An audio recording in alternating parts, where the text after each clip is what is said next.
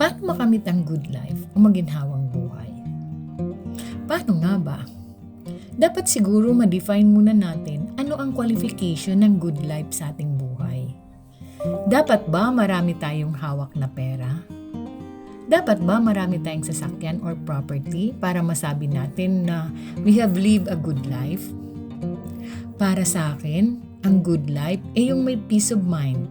Contented tayo sa kung ano ang meron tayo, walang kaaway, nakakakain sa tamang oras, nakakatulong ng kahit konti sa mga taong nangangailangan, nakakapagbigay ng time at nakakapag-serve sa Diyos at sa kapwa.